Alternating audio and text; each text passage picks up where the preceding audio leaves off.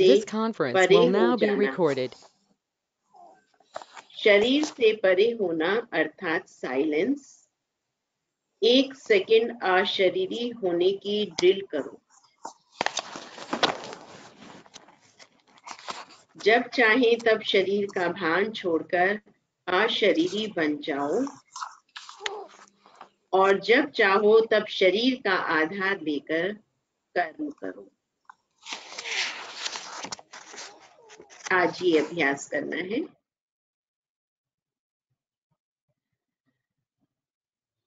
जब चाहो तब शरीर का आधार लेकर कर्म करो। ऐसे अनुभव हो कि यह स्थूल चोला अलग है और चोले को धारण करने वाली मैं आत्मा अलग। ये शरीर अलग है और इसको धारण करने वाली मैं आत्मा अलग हूँ। तो आज विशेष इस बात पर अटेंशन रखना है और चेक करना है कि मेरी ये अनुभूति है, मैं इस शरीर से अलग। आज विशेष रखना है, वैसे तो प्रतिदिन ही रखना है, लेकिन आज से इसकी शुरुआत कर देनी। अभी हम बाबा की साकार मुरली सुनेंगे। सभी अपने को बाबा के सामने बैठा हुआ देखें। निराकार बाबा ब्रह्मा तन में आकर हमको सुना रहे हैं।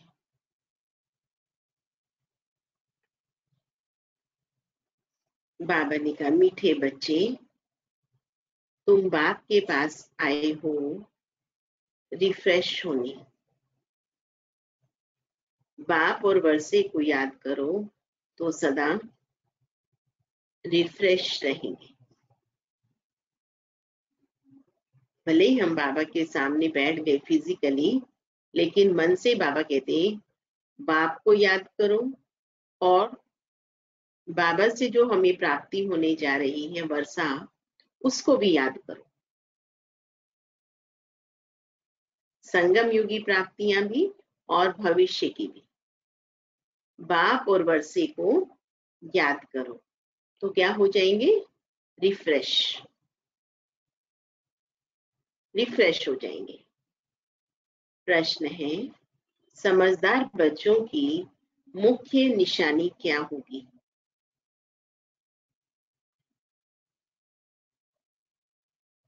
हम सब बाबा के समझदार बच्चे हैं, हमारी निशानियां क्या है? हाथ खड़ा करके बताएं, कौन बताएगा? खुशी। बाबा ने कहा, जो समझदार हैं उन्हें अपार खुशी होगी।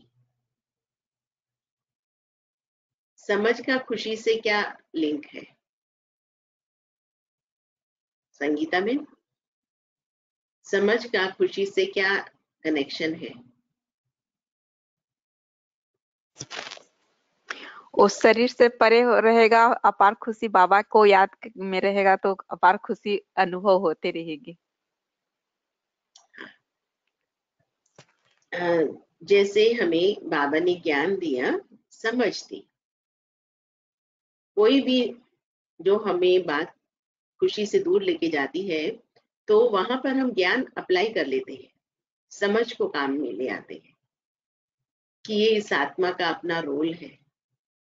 अलौकिक समृद्धियां जो आपको चार्ट में मिला है ना, तो वो हम वहां पर समझ से काम करते हैं, अलौकिक समृद्धि ले आते हैं, तो हमारी वो खुशी छीन नहीं सकती बात।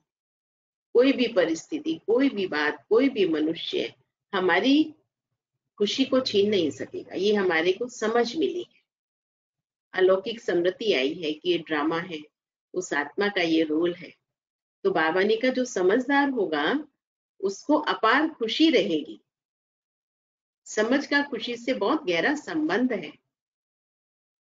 कि हमारे घर में जो खजाना है, धन है, उसको चोर उठा के ले जाए और हम आंखें मूंद करके नहीं बैठे रहेंगे। इसी प्रकार से हमारा जो अनमोल खजाना है खुशी, बाबा कहते ब्राह्मणों के जीवन में अगर खुशी नहीं है तो ब्राह्मण ही नहीं है। इस ब्राह्मण जीवन का श्वास है खुशी।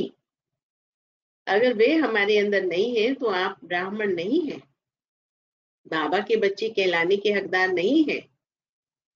भले ही ऊपर से स्टैंप हमने लगा ली है, लेकिन अंदर से हम बाबा के बच्चे नहीं कहलाएंगे, है ना। तो बाबा ने कहा समझदार जो है उन्हें अपार खुशी होगी, अगर खुशी ही नहीं तो बुद्धू है। खुशी ही नहीं तो बुद्धू है ना। अगर हम शरीरी रहते हैं फिर तो सब बातें हमारे को इफेक्ट ही नहीं करेंगी, है ना। लेकिन अशरीरी संभव नहीं हो पाता है कई बार, तो इसलिए समझ हमारी वहां पर काम करें। समझदार अर्थात पारस बुद्धि बनने वाले वह दूसरों को भी पारस बुद्धि बनाएंगे। रूहानी सर्विस में बिजी रहेंगे, बाप का परिचय देने बिगड़ रह नहीं सकेंगे। उसका इफेक्ट क्या होगा? जब हम खुशी में रहेंगे तो दूसरों को भी दान करेंगे खुशी का, उनको भी पारस बुद्धि बनाएंगे, बाबा का परिचय देंगे। ये उसके फिर सिम्टम्स होंगे। ओम शांति। बाप बैठ समझाते हैं, यह दादा भी समझते हैं, क्योंकि बाप बैठ दादा द्वारा समझाते हैं। तुम जैसे समझते हो वैसे दादा भी समझते हैं। दादा को भगवान नहीं कहा जाता। लोगों ने भगवान दादा ही नाम रख लिया है, बताओ। यहाँ जिसके तन में भगवान आता है वो भी अपने को भगवान दादा नहीं कह सकता। बाबा कहते दादा को भगवान नहीं कहा जाता है। यह है भगवानुवाच। बाप मुख्य क्या समझाते हैं कि देही अभिमानी बनो। यह क्यों कहते हैं? क्योंकि अपने को आत्मा समझने से हम पतित पावन परम पिता परमात्मा से पावन बनने वाले हैं। बाबा हमें क्यों ये बेस बनाते हैं? क्योंकि जब हम अपने को देही अभिमानी समझेंगे तभी हम बाबा से पावन बनने का वर्षा ले सकते हैं। यह बुद्धि में ज्ञान है, सबको समझाना है। पुकारते भी हैं कि हम पतित हैं, नई दुनिया पावन जरूर ही होगी। नई दुनिया बनाने वाला स्थापन करने वाला बाप है।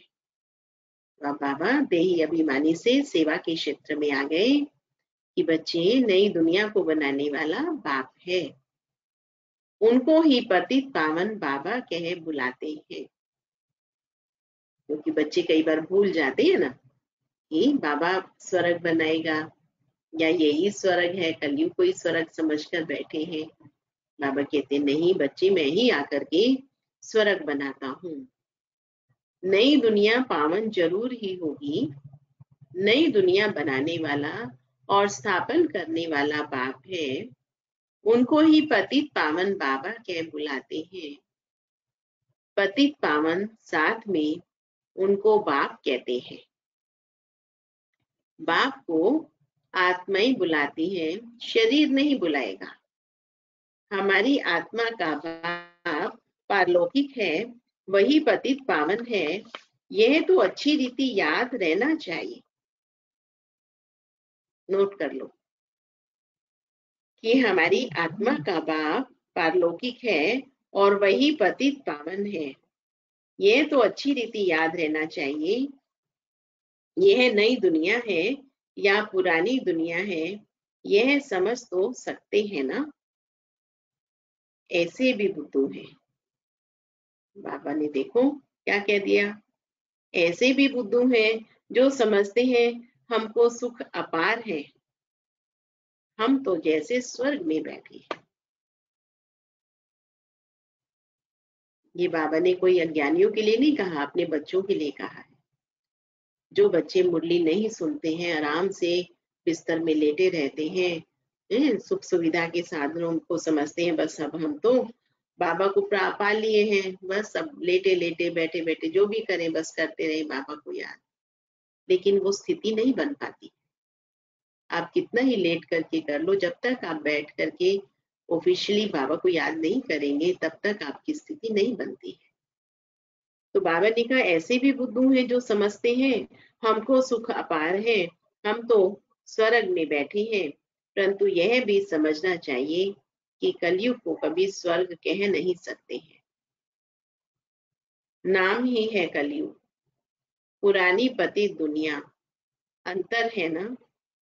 मनुष्यों की बुद्धि में यह भी नहीं बैठता है, बिल्कुल ही जड़जड़ीभूत अवस्था है।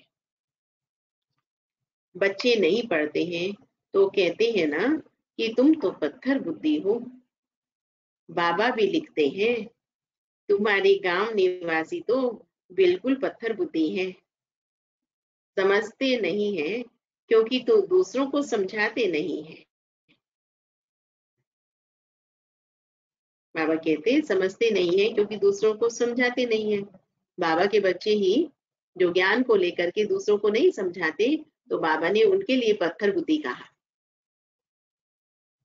कोई बाबा के सामने होगा किसी गांव का बच्चा, तो बाबा ने कहा तुम्हारे गांव के बच्चे तो पत्थर बुद्धि हैं, खुद पारस बुद्धि बनते हैं तो दूसरों को भी बनाना चाहिए ना। बाबा कहते जब खुद बन गए हो तो दूसरों को क्यों नहीं बनाते हो? अपने को कब तक बनाते रहेंगे? लिमिट होती है ना, पढ़ाई की भी एक लिमिट होती है ना? तो अब बाबा कहते दूसरों को बनाओ, दूसरों को बनाएंगे तो अपने अंदर भी परिवर्तन आएगा। पुरुषार्थ करना चाहिए, इसमें लज्जा आदि की तो बात ही नहीं है, परंतु मनुष्यों की बुद्धि में आधा कल्प उल्टे अक्षर पड़े हैं तो वे भूलते नहीं हैं। कैसे भुलाएं? भूलवाने की ताकत भी तो एक बाघ के पास है। बाबा ने हमें क्या क्या भुलवा दिया, लिस्ट बनाए। बाबा ने क्या क्या भुलवाया? बाबा कहते भुलवाने की ताकत मेरे पास है, तो जरा लिस्ट तो बनाओ क्या क्या बुलाया हमने। देह को बुलाया, मैं आत्मा हूँ, ये नहीं भुला दिया और उसके बाद ब्लैंक कर दिया। बाबा ने उससे बेटर चीज हमको दी है, रियल चीज दी है। और क्या बुलाया? कलयुगी दुनिया को बुलाया, संगम ऊपर बैठा दिया। और क्या बुलाया बताएं, हाथ खड़ा करके कौन बोलेंगे? क्या बुलाया? नीता बेन? स्मृति की याद दिलाई, अपने पुराने स्मृति की याद दिलाई, सारे पुराने संबंध संपर्क, पुराने संबंध। नीता बेन ने बोला, नीता बेन बोला सारे लौकिक समाप्त करा दिए, तोड़वा दिया, दुनिया से बुद्धि उठवा दी है ना।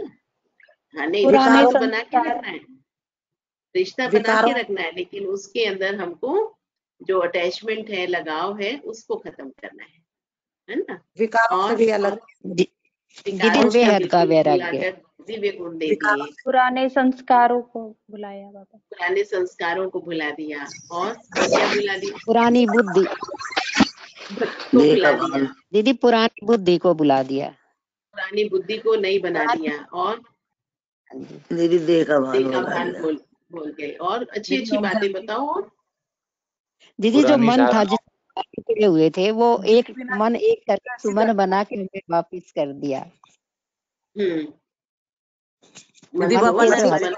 शांति दे दी, पतित से पावन बना दिया। सबसे बड़ा तो पतित से पावन भुला क्या दिया? पतित बना, विकार जिसको हम अपना समझते थे ना, काम विकार, वो हमारा भुला दिया और हमें पवित्रता का दान दे दिया। और संस्कार व्यर्थ में जो समय जाता था। दीदी जो हमारी अवस्था थी, जो जड़जड़ी भूत हमारी अवस्था थी, उसको बुला के उन्होंने नई अवस्था हमें दी, ज्ञान दिया। हाँ, हमारी जो नीचे की स्टेज थी उसको उठा करके ऊपर ले आए बाबा। जड़ी भूत से ऊपर ले आए, है ना। तो इस प्रकार से बाबा के अंदर भुलवाने की शक्ति है ना। बाबा ने सभी आत्माओं को, रिश्तेदारों को, सबको आत्मिक रूप से देखने के लिए बोला, है ना। तो बाबा ने हमको कितना भुलवा दिया। बाबा ने कहा कि बाप के पास ही भुलवाने की शक्ति है, ताकत है। बाप बिगर यह ज्ञान तो कोई दे ही नहीं सकते। गोया सब अज्ञानी ठहरे, उनका ज्ञान फिर कहाँ से आए, जब तक ज्ञान सागर बाप आकर ना सुनाए। तमो प्रधान माना ही अज्ञानी दुनिया, सतो प्रधान माना ही दैवी दुनिया। फर्क तो है ना, देवी देवताएं ही पुनर्जन्म लेते हैं, समय भी फिरता रहता है, बुद्धि भी कमजोर होती जाती है। बुद्धि का योग लगाने से जो ताकत मिले वह फिर खलास हो जाती है। बाबा ने कहा अभी तुमको बात समझाते हैं, तुम कितने रिफ्रेश होते हो। सभी रिफ्रेश होते ना, देखो सुबह सुबह नहा लेते हैं, नहीं तो अज्ञानी लोग तो 9-9, 10-10 बजे तक उठेंगे, फिर नहाएंगे, पूरा दिन खराब कर देते हैं। बाबा कहते हैं तुम बच्चे, हाँ जी क्या तुम तारीखें हो रही हैं तो तुमने बोला था ना उठोगी, ऐसे कैसे कर सकती हो तुम? हाँ, थोड़ा सा अपना ऑडियो बंद कर लें, जिनका ऑडियो खुला है। पीपी तो आश्रम है। तो बाबा ने कहा बच्चों आकर के रिफ्रेश भी हो जाओ और विश्राम भी पाओ। बाबा लिखते हैं चिट्ठी में, रिफ्रेश होने के बाद तुम सतयुग में विश्रामपुरी में जाते हो, वहां तुमको बहुत विश्राम मिलता है, वहां सुख शांति संपत्ति सभी तो सबको मिलेगा। तो बाबा के पास जो बाबा के पास आते हैं रिफ्रेश होने, विश्राम पाने, रिफ्रेश भी शिव बाबा करते हैं, विश्राम भी बाबा के पास लेते हो। विश्राम माना शांत, थक कर विश्रामी होते हैं ना, कोई कहाँ जाते हैं विश्राम पाने, उसमें तो रिफ्रेशमेंट की बात ही नहीं है। यहाँ तुमको बाप रोज समझाते हैं, तो तुम यहाँ आकर के रिफ्रेश होते हो।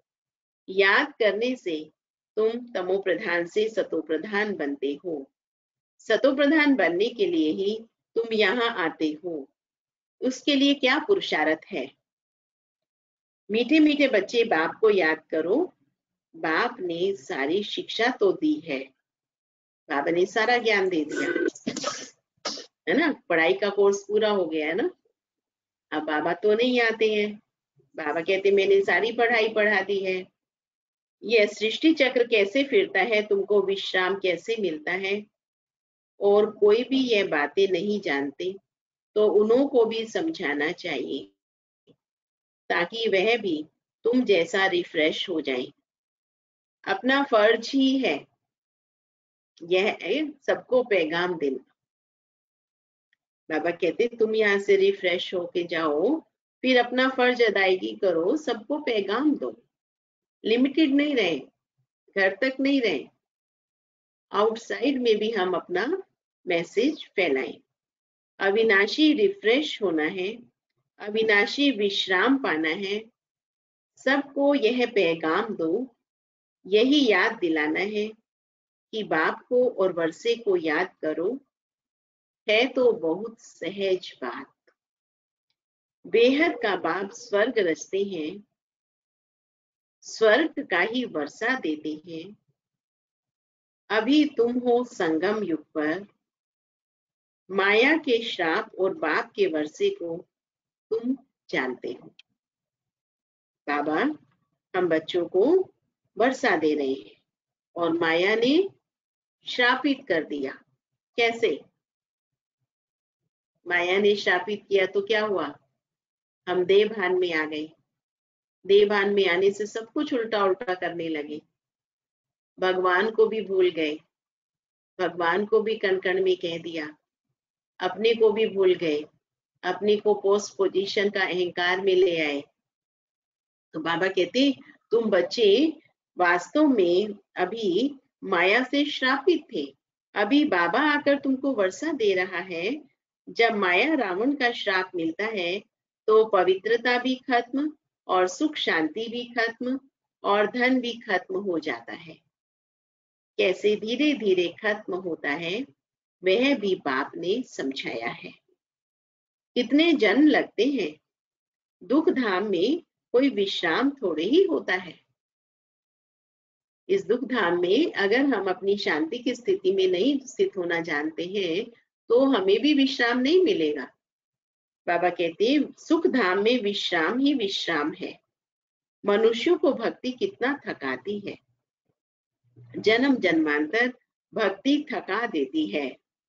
पूरा दिन लगे रहते हैं। देखो कोई भी किसी दिन का कोई ओकेजन होगा तो उसमें कितना लगे रहते हैं पूरा दिन।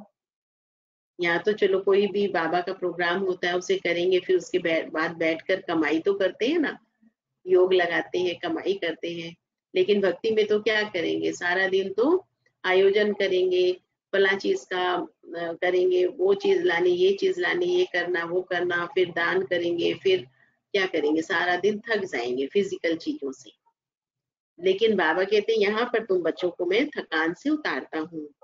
भक्ति कंगाल कर देती है, यह भी तुम बच्चों को समझते हैं, तुम बच्चे समझते हो। नए नए आते हैं तो कितना समझाया जाता है। हर एक बात पर मनुष्य बहुत सोच करते हैं,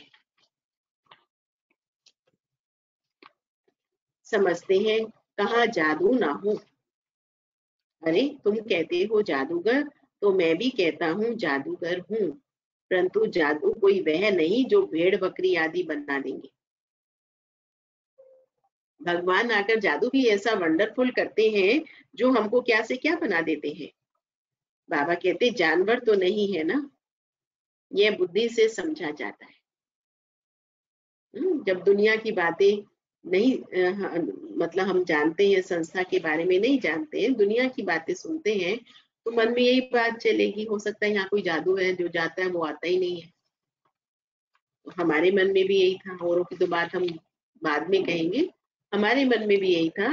तो हमें जो है शीला माता जी ने टोली ला कर दी, वीरवार को नारियल की बर्फी का भोग था, तो हमने नहीं खाया। हमने कहा इसमें तो जादू है, लोग कहते हैं यहाँ जादू होता है, हम तो नहीं खाएंगे। तो हमने वो फिर छत पर रख दी, क्योंकि ये तो मन में था ना कि भाई कोई भी चीज होती है तो उसका रिस्पेक्ट रखना चाहिए, तो फेंकना नहीं चाहिए। हमने कहा छत पे रख देते, चिड़िया खा जाएंगी।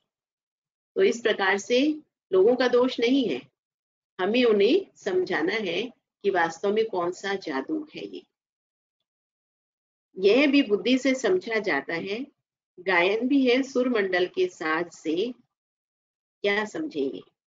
इस समय मनुष्य जैसे रीढ़ मिसल है, रीढ़ बकरी होती है ना, यह बातें यहाँ के लिए हैं। सतयुग में नहीं गाते, इस समय का ही गायन है। चंडिका का कितना मेला लगता है, पूछो वह कौन थी, कहेंगे देवी। अब ऐसा नाम तो वहां होता नहीं, सतयुग में तो सदैव शुभ नाम होता है।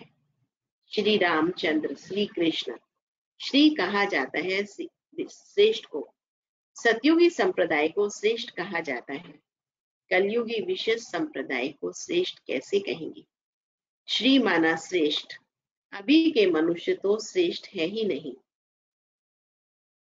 गायन भी है मनुष्य से देवता, फिर देवता से मनुष्य बनते हैं, क्योंकि 5 विकारों में जाते हैं।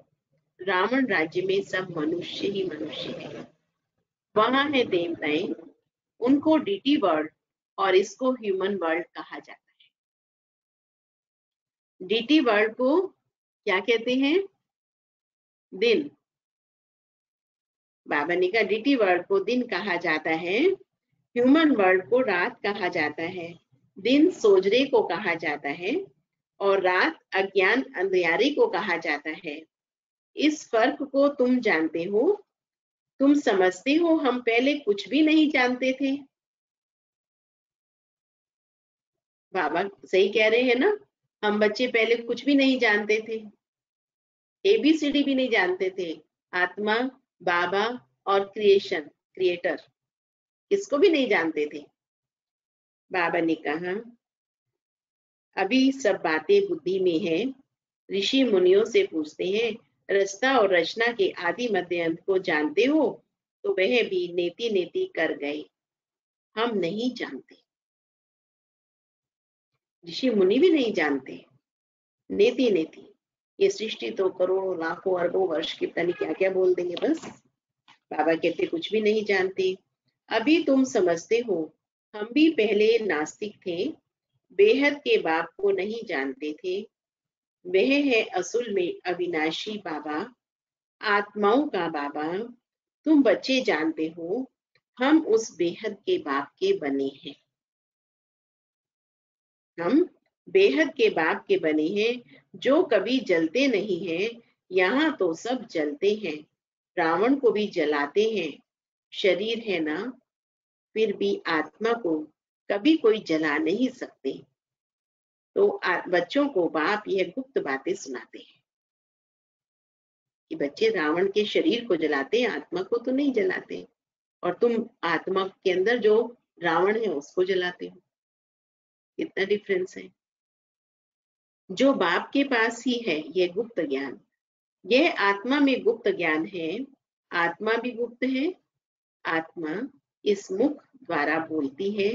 इसलिए बाप कहते हैं, बच्चे देह अभिमानी मत बनो। हम किस किस रूप से देह भान में आते हैं बताएं? हम देह भान में किस रूप में आते हैं? ब्राह्मण बच्चे। दीदी जब ओम शांति दीदी, दीदी जब हम किसी देहधारी से बात करते हैं तो फिर देवान तो उस समय क्या होता है कि मैं फला और तुम फला, है ना। मैं बड़ी तुम छोटी, मुझे ज्यादा नॉलेज है तुम्हें कम है। ये सब देह भान की बातें हैं, है ना। तुम कुछ नहीं जानते, मैं सब कुछ जानती हूँ। बाबा कहते ये सब जो है सोचना, ये देह भान है।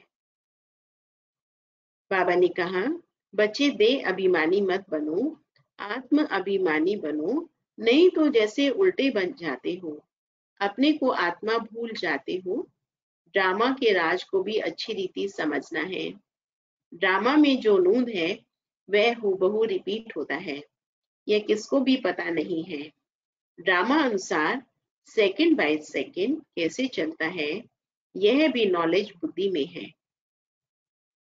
आसमान का कोई भी पार नहीं पा सकते हैं, धरती का पा सकते हैं। आकाश सूक्ष्म है, धरती तो स्थूल है ना। बाबा ब्राह्मण राज्य से है, नशे से, श्रेष्ठ संप्रदाय से है। अब बाबा हम बच्चों को धरती आकाश प्रकृति के तत्वों की विशेषताएं बता रहे हैं। बाबा ने कहा, आकाश तो सूक्ष्म है, धरती तो स्थूल है, कई चीजों का पार नहीं पा सकते। जबकि कहते भी हैं, आकाश ही आकाश, पाताल ही पाताल। शास्त्रों में सुना है ना, तो ऊपर में जाकर के देखते हैं, वहां भी दुनिया बसाने की कोशिश करते हैं। दुनिया बसाई तो बहुत है ना। भारत में सिर्फ एक ही देवी देवता धर्म था और खंड आदि नहीं था। फिर कितना बसाया है? फिर कितना बसाया है? तुम विचार करो। भारत के भी कितने थोड़े टुकड़े में देवताएं होते हैं। जमुना का कंठ होता है, दिल्ली परिस्तान थी। हमें कितना नशा है, हम दिल्ली में हैं, दिल्ली जोन में है ना। बाबा कहते दिल्ली परिस्तान थी, इसको कब्रिस्तान कहा जाता है, जहाँ अकाले मृत्यु होती रहती है। अमर लोक को परिस्तान कहा जाता है, वहां बहुत नेचुरल ब्यूटी होती है। बाबा कहते हैं वहां पर नेचुरल ब्यूटी होती है। भारत को वास्तव में परिस्तान कहते थे। यह लक्ष्मी नारायण परिस्तान के मालिक है ना।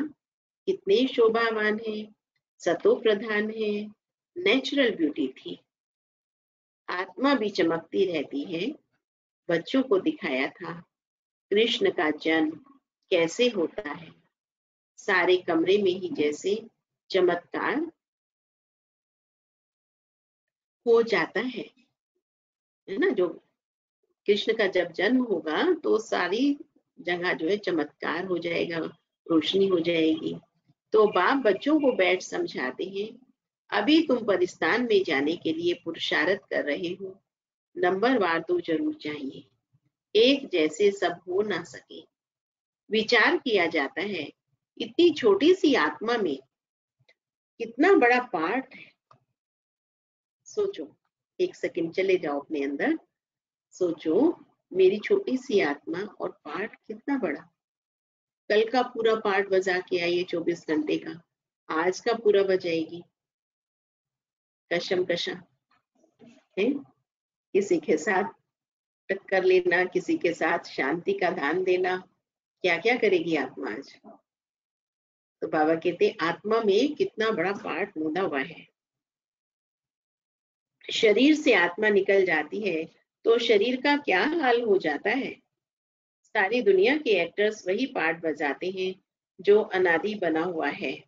यह सृष्टि भी अनादि है, उसमें हर एक का पार्ट भी अनादि है। उनको तुम वंडरफुल कह सकते हो तब जबकि जानते हो कि यह सृष्टि रूपी झाड़ है। बाबा कितना अच्छे रीति से समझाते हैं। ड्रामा में फिर भी जिसके लिए जितना समय है उतना समझने में समय लेते हैं। कई भाई बहन ऐसे होते हैं कि 2-2 बार कोर्स करने के बाद जो है उनको फिर तीसरा नेत्र खुलता है। कई होते हैं कि एक दिन में फर्स्ट डे से ही उनका खुल जाता है। तो बाबा कहते हैं ये भी जो है हर एक का अपना अपना होता है। कोई तो बहुत समय लेते हैं और कोई जो है एकदम ही जग जाते हैं। बाबा ने कहा बुद्धि में फर्क है ना, आत्मा मन बुद्धि सहित है ना, तो कितना फर्क रहता है। बच्चों को मालूम पड़ता है हमको स्कॉलरशिप लेने की है तो दिल अंदर में खुशी होती है ना। यहाँ भी अंदर आने से ही एम ऑब्जेक्ट सामने देखने में आती है तो जरूर खुशी होगी ना। अभी तुम जानते हो यह बनने के लिए यहाँ पढ़ने आए हैं, नहीं तो कभी कोई आ ना सके। यह एम ऑब्जेक्ट है, ऐसा कोई स्कूल कहाँ भी नहीं होगा जहां दूसरे जन्म की एम ऑब्जेक्ट को देख सके। बाबा के घर में भी ऊपर फर्स्ट फ्लोर पर लगी है ना बाहरी एम ऑब्जेक्ट, बाहर से नजर आती है कि हमको ये बनना है। बाबा ने कहा हम अभी संगम पर हैं, ना उस राजाई के हैं ना इस राजाई के हैं, हम बीच में हैं, जा रहे हैं कि भैया बाप भी है निराकार, बोट भी है निराकार। बोट को खींचकर परम धाम में ले जाते हैं। इनकॉर्पोरियल बाप इनकॉर्पोरियल बच्चों को ले जाते हैं, बाप ही बच्चों को साथ में ले जाएंगे। यह चक्र पूरा होता है। बाबा ने कोई साधु संत पीर पैगंबर के द्वारा हमको नहीं मैसेज दिया, स्वयं बाबा हम बच्चों के लिए आया। बाबा हम बच्चों के लिए स्वयं आया। सोचो,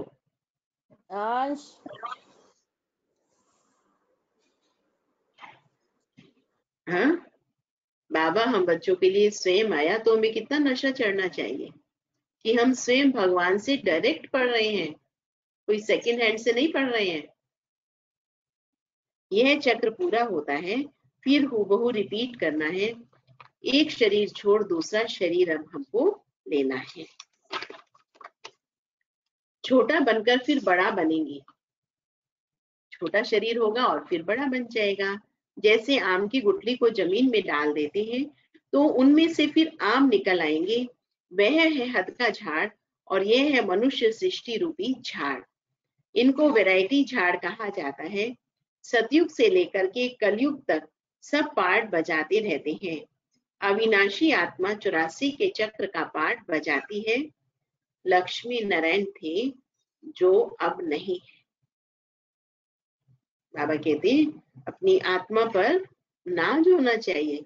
कैसे 84 जन्मों का पार्ट बजा करके अब मैं आत्मा फिर से बजाने के लिए रेडी हो गई हूँ, फिर से चार्ज हो गई हूँ, फिर से सतयुग में जाने के लिए कितनी खुश हूँ कि फिर से मैं 84 जन्मों का पार्ट बजाऊंगी। कोई थका तो नहीं है ना। बाबा ने सारी थकान उतार दी है। लक्ष्मी नारायण थे जो अब नहीं है, चक्र लगाए अब फिर यह बनते हैं। कहेंगे पहले ये लक्ष्मी नारायण थे, फिर उन्हों का ये लास्ट जन्म ब्रह्मा सरस्वती। अभी सभी को वापिस जरूर जाना है। स्वर्ग में तो इतने आदमी थे नहीं, ना इस्लामी ना बौद्धि, कोई भी धर्म वाले एक्टर्स नहीं थे सिवाय देवी देवताओं के। हमें इन सब बातों पर निश्चय होना चाहिए। जब निश्चय होगा तभी नशा चढ़ेगा। जब तक निश्चय नहीं होता तो नशा नहीं चढ़ता है, खुशी नहीं होती है। तो बाबा ने कहा कि बच्चे तुम ही होगे सतयुग में, और कोई धर्म वाले नहीं होंगे। कहेंगे हाँ, यह समझ में भी कोई में नहीं है। समझदार को टाइटल मिलना चाहिए ना। जितना जो पढ़ता है नंबरवार पुरुषार्थ से पद पाता है, तो तुम बच्चों को यहाँ आने से ही यह एम ऑब्जेक्ट देख खुशी होनी चाहिए। खुशी का तो पारावार नहीं। पाठशाला व स्कूल हो तो ऐसा हो,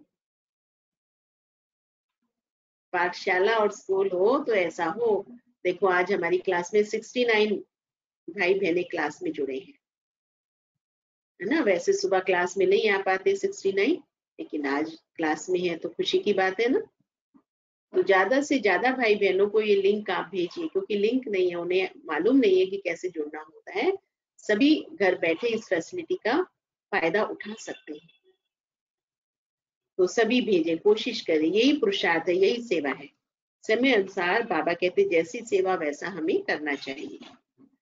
बाबा ने कहा खुशी का तो पारावार नहीं है। पाठशाला व स्कूल हो तो ऐसा है। कितनी गुप्त परंतु जबरदस्त पाठशाला है। जितनी बड़ी पढ़ाई उतना बड़ा कॉलेज, वहां सब फैसिलिटीज मिलती हैं।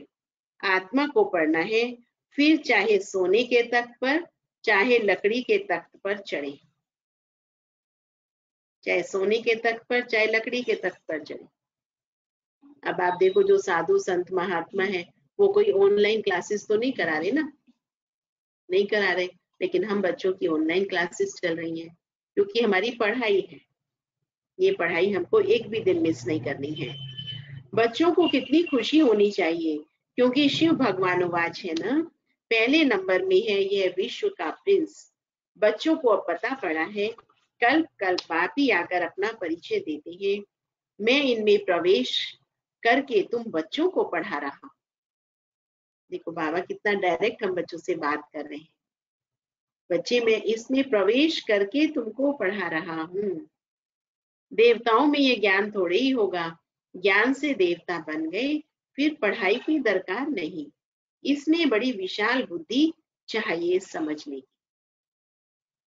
अच्छा, मीठे मीठे सिक्की लदे बच्चों प्रति माँ पिता बाप दादा का याद प्यार और गुड मॉर्निंग। रूहानी बाप की रूहानी बच्चों को याद प्यार बच्चों रूहानी बाप बाप दादा याद गुड मॉर्निंग नमस्ते गुड मॉर्निंग ओम नमस्ते ओम शांति। बाबा को सभी को बाबा गुड मॉर्निंग मन से बोलो, गुड मॉर्निंग, और हाथ हिला दो, फिर डिस्टरबेंस नहीं होगी। ओम शांति। गुड मॉर्निंग बाबू। गुड मॉर्निंग दीदी।